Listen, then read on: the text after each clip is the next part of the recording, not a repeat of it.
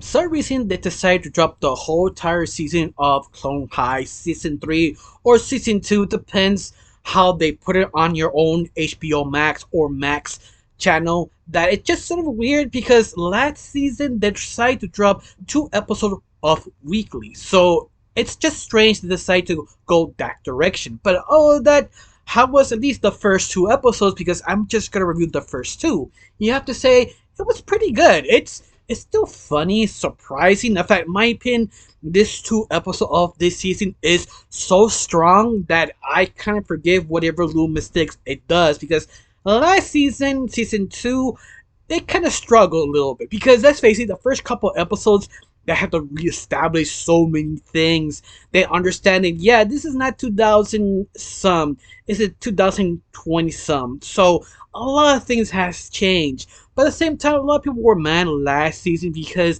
it felt it's sort of repeating the same ideas like last time. But at the same time, the show was in 2000s and they just followed the trend of the 2000 of that point. So of course they had to kind of fast track, repeating some things, clarifying new things to make it more modern. In my opinion, they seven landed at least at season 2. They kind of struggled, but they got there. Season 3, it was the same thing. At least the first 2 episodes, because I'm just gonna review the first 2 episodes because the first 2 episodes were good. It was funny. It was on point. Especially they sort of continue where I left off season 2, because season 3 you follow arc that how she's sort of struggling how to be kind of like, yeah, that thing I did last season, I almost killed everyone because I'm sort of selfish, because I'm trying to survive, because this is sort of no win scenario. Yeah, I'm sorry, but everybody felt sort of betrayed. Who wouldn't? But I love they follow her sort of story arc that she followed this sort of gang, but not a gang, it's sort of the losers club. They call themselves the creature bleachers. They all the rejected clones who nobody likes because they did something questionable. Now they're stuck in the bleachers and they're trying to convince Ark to join them. You one of us, sister. Become one of us. But they're sort of losers, but not really a threat. It's sort of pathetic, kind of naive, enjoyable. Yeah, I really enjoy that because you're wondering that Jonas really want to stick to these guys or try to ask forgiveness of her friends. They actually take her back. And I thought that's sort of interesting how she sort of plays with the idea that at the end she joined because have no choice because her social status would burn and crash because of the situation they put her in. But yet it's just sort of interesting how she sort of argued with herself that I do what they say or I don't what they say. It's just sort of fun and interesting how they actually deal with that, especially as sort of a cliche because this whole series is all about cliches. The question is, they can make fun of it the right way. Honestly, I feel they're doing correctly. Like that same episode, you follow sort of what was it? The new professor who basically taking over the whole school because he's popular, he's hip, he's odd, thinking outside the box, and the principal don't like him because the other kids like him, not him. He becomes his own drama queen. He feels the board members are portraying him. They only has one board member. What happened last year because everybody got murdered. The whole shebang words. But I love it how Scottworth just went mad, jealous, all crazy. But at the same time, it's there for that because we're here for Scottworth, that insanity, that loopiness. Because let's face it, he keeps stealing the show every single time because he's just enjoyable. He's so sympathetic, loser, likable man genius, and just sells it every single time. But I love the new principal is sort of crazy, but he sort of left after that episode, at least the first 2 episodes, because I don't know if he returns or not. But all of that, I found it fascinating how interesting he was affecting the students. Like, stop thinking, be independent, do stupid stuff, because he's sort of a nut. But all of that, I did enjoy that sort of dynamic with Scottward and the new teacher, that sort of dynamic. Of course, I did enjoy the other subplot in the same episode. That was, what was it?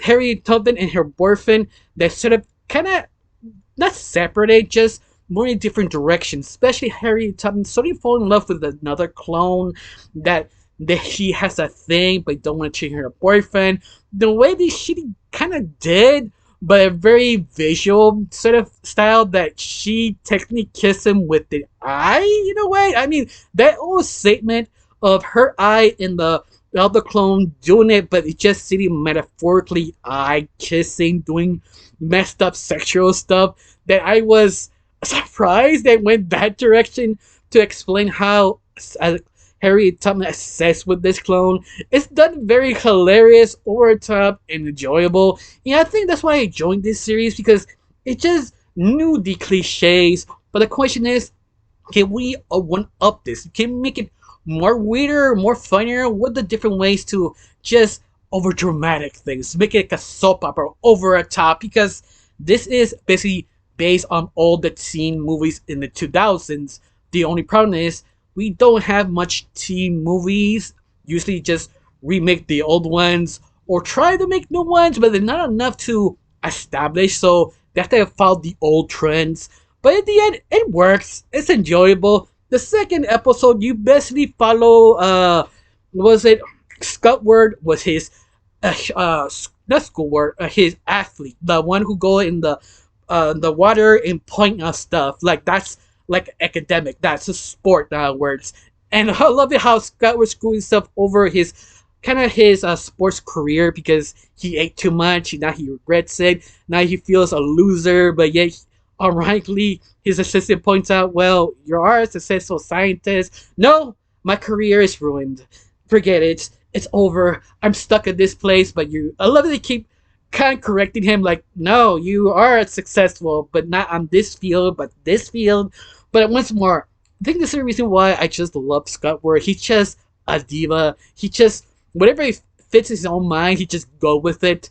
But I love that he used Frida to basically kind of use that cliche, the teacher or the teacher or parent or whatever adult guardian throws his dream at the student and the student just goes with it. Especially with Frida, that she has her own kind of relationship problems with Cleo, that she would say something, or maybe I'm overreading, that every time she made a painting that is sort of over the top bloody ugly, that I'm wondering that she's sort of unhappy but not realizing. At least that's I've this is the thing I chose to interpret, or that's just sort of her style. Because I remember she doesn't have an art style; she just draw weird stuff because she based on the original Frida. So yeah, that makes sense.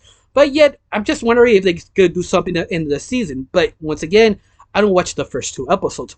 But other than that, I love Cleo just sort of accepting all the weird gifts that she doesn't really like because how horrendous and terrifying. Like she being a good girlfriend, but at the same time, I would be like, yeah, we need to talk. I mean, I don't know about this, but we work around it.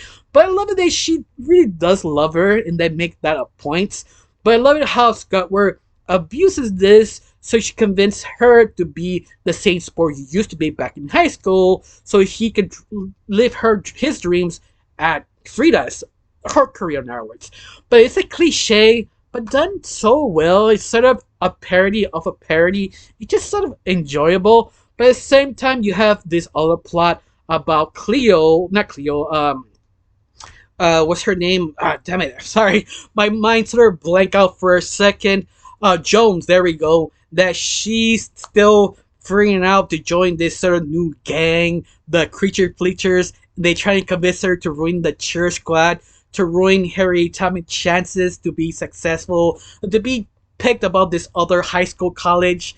And you just need to change a letter. You just need to convince her to choose her to make the backwards pyramid just to wow the audience. But if they change one letter, it could ruin her career. But over a top, over exaggeration, but over doing so many things, but as yet feels so honest.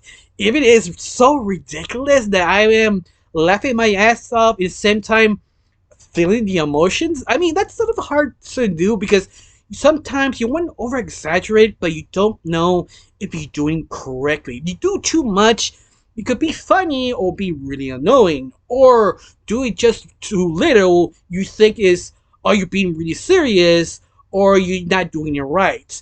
And that's sort of a tricky line to balance because you don't know that is accurate or not. But at the very end, it's sort of enjoyable. I mean, these two episodes give me so much confidence of the whole season because it feels they love what they do and they understand they are a very weird situation that it's sort of hard to update it, but at the same time be true the original series. But yet, I still enjoy it. You understand if you hate the series, that's fine. That's your opinion. I'm not gonna take it because it's you. You think what it is, but yet remember this is from the 2000s, and back in the 2000s have a lot of teen movies, a lot of different cliches. The creator was inspired. Nowadays, they don't have as much of the teen movies. They have teen dramas they can be aspired to. They use those sort of cliches because they do work. But I don't think there's not enough teen drama shows or movies to make it sort of self-aware. I think that's part of the one of the biggest issues of this series. They do not have enough inspiration of that because there are not enough to push it.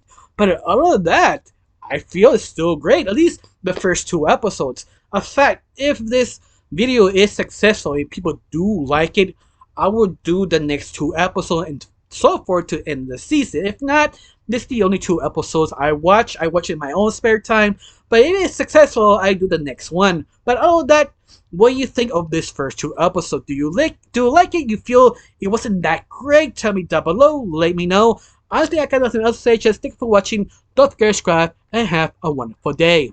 Bye.